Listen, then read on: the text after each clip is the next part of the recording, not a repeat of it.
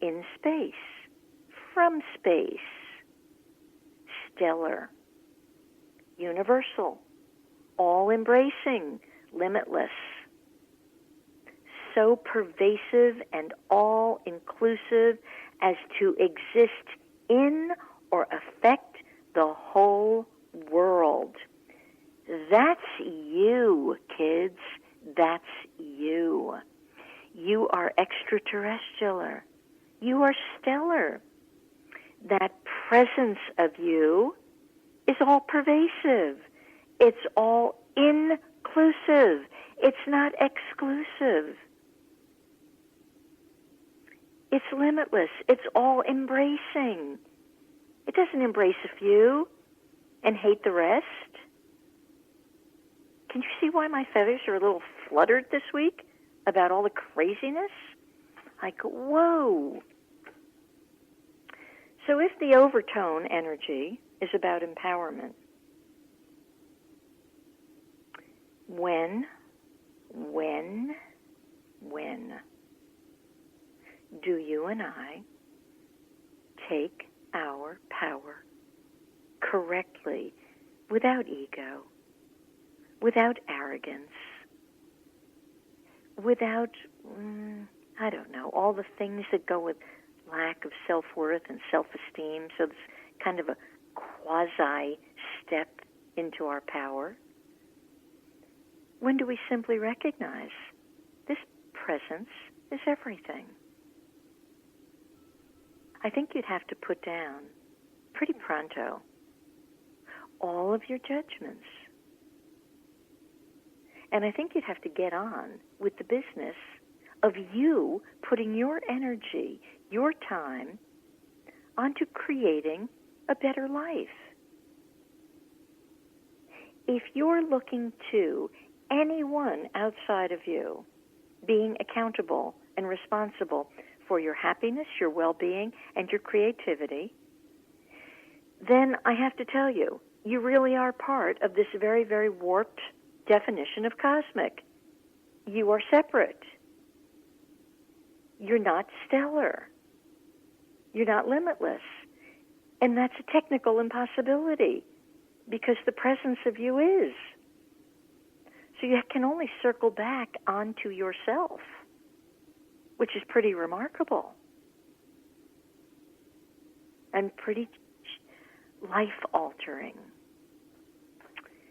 You know, I did not vote. I have not voted in years. I actually won't vote. I had preferences. I like vanilla over chocolate. I like chocolate over vanilla the next day. We all have preferences. But my preferences are not such that they're going to stomp another human being into the ground. I might like pink over blue, plaid over polka dot. So what? It's not going to change my life. And tomorrow, I might prefer polka dot. Who cares? It's changeable. So the candidates, who cares? It's not going to change your life. We're 1 week out from a very sad, tumultuous day last week. And I look at the people who are demonstrating. Ooh, frosts me, because first I'm now big on follow the money. Who's paying these kooks that won't go get their life together and get a job, get a life, make something of yourself? So somebody's paying them. And if nobody's paying them, and if you're out there, get a life. Get on with it. You know, quite frankly, the last gentleman who was in office, I wasn't particularly fond of him. I got on with my life. I did me. I wrote. I worked. I changed. I ran a business. Raised a family. I sang and danced and had fun. And I'm going to do the same with this guy. Yet this guy, I think if people would give him a chance, I think he's actually here for some collective healing. Now, that's a thought. It's a judgment. It's kind of like saying, today, this minute, I prefer chocolate over vanilla. You don't have to murder me for that thought. It's a thought. I gave the last guy a chance. Oddly, I probably gave him a bigger chance than the House of Representatives and the Senate. Because I understand I'm a cosmic being. Why not give him a chance? I am boundless. I am measureless. I am infinite. I am colossal. I'm enormous. Why not give these people a chance? And then it boils down to, doesn't matter what they do, I'm here to empower me. If I do me correctly, one of you will pick up a tone from what I'm saying and get on with your own song and dance. So there's a lot of healing that's got to go on here, and a lot of introspection and reflection. Reflection about what you need to let go of. Reflection about what you have become in your anger and your hatred. My worst thought for all of you that went that road is sick and old-looking, and I'm not sure which is worse. They're both dreadful. Don't do either one. So all I can say is there's an opportunity for change here in our new government. There's an opportunity for change. A number of years ago, I have a dear sister up in New Jersey. Both she and her husband are totally, completely allergic to the concept of change. They're uncomfortable with it, miserable with it. And she approached me kind of on the QT saying, oh, our sofa, we've had it for like 30 years. The cushions are sagging down to the floor. It looks terrible. I'm embarrassed to have people in. Oh, what do you think? Should we get a new sofa? I said, well, let's go look. For heaven's sake, let's go look. We found the right sofa, the right amount of money, perfect color, happy, uplifting thing. And so she ordered the sofa, and from then on had a complete meltdown. It was very humorous. We still laugh about it. But she saw how challenging change was. That sofa's the best thing that ever happened to her. Not because it's made her home look prettier. It made her look within. And to this day, she keeps it gets easier and easier because she can go back and laugh at her own obstinacy and resistance to change. So you've got an opportunity here.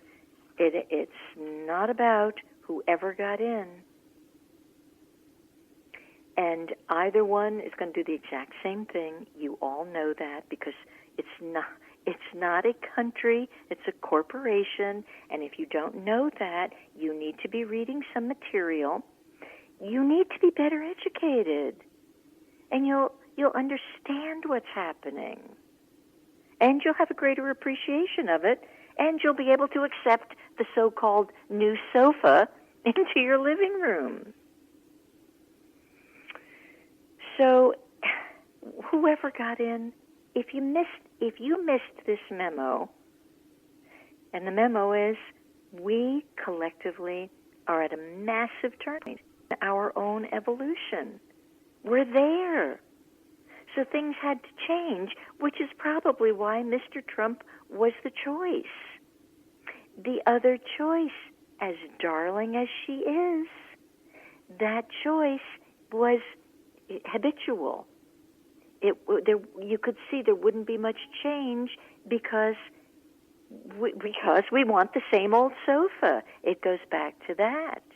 At least with Mr. Trump, there's a new sofa. You might not like the color, but it's a new sofa, so to speak. So I can only encourage you, embrace this massive turning point. It's a massive turning point every which way we look.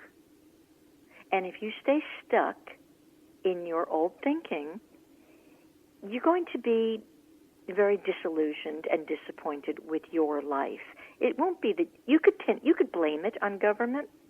To me, the government means little or nothing. My life is not ruled by the government. It's not ruled by rules. My life is ruled by the cosmic inner rules, as yours should be. Your life should be ruled by creativity, by abundance, by the awareness of the I am that within you, by light, by love. Those are your laws. Should be. They're my laws. So that's what I've got to say about the cosmic approach. I'm also going to give you a little understanding of how I just operated the cosmic approach in my personal life for a few more minutes here. Okay, so Thursday, I had to take the grandchildren to a soccer practice. Easy, no sweat. I can do this. Well, there was a little misunderstanding of timing, so I wasn't quite sure on the pickup time, but I thought I better get over there just because I didn't want the little one frightened. Well, by this time it's pitch dark, and couldn't really, you could see the field, but you couldn't see much else. Well, needless to say, crossing the parking lot, I took a nosedive. And the nosedive was very interesting for several reasons. First of all, it was in the pitch dark. Nothing's lost on me. I landed primarily smack on my eyes, not lost on me. What is it about the eyes? And in this case, for about 3 days, they were closed, which is very interesting because the whole thing is a setup, okay? I look at it, now, trust me, I went through a few things here, preference-wise. I would prefer not to be suffering. I would prefer that there be lights on. I prefer that the school had been on top of this. So there's some definite preferences here. However, none of that was happening. And throughout the time, I kept going to the presence is within. The presence is happening here. Even if I would fall off the wagon with hurt and anger, but the presence is operating. And the more quickly I got back to that, the pain would lift. Thankfully, no real damage other than pride and bumps and bruises. However, as the pain didn't lift some days, the thought came to me, this is a lawsuit. I have to get them. I'm going to be against them. They should have not done this. They were bad. Well, sometimes you have to sit with something. Sometimes you have to just feel it out. And as the days progressed and the lumps and bumps began to go down and I could see clearly again, a couple of things dawned on me. Number one, the expression, it threw me. Well, you can take that a couple of ways. Yes, it threw me. We've used that expression, many of us in the United States. Oof, that threw me. Can't you hear yourself saying it at some point? But all of a sudden, this morning, I do my best. I get it in the shower. Oh, I get so much stuff in the shower. All of a sudden, what I actually heard was, it threw me. Now, it's the same three words. The first was, it threw me. So the emphasis on through. Next was, it, the sacred it, threw me. And I thought, well, that's astounding. That is so cool. What's this about? And then I heard, it is through me. Now, again, a play on words. For those of you who know how to spell, although spell check now takes that right away from us, but the first through is T-H-R-E-W. It threw me. The second one, it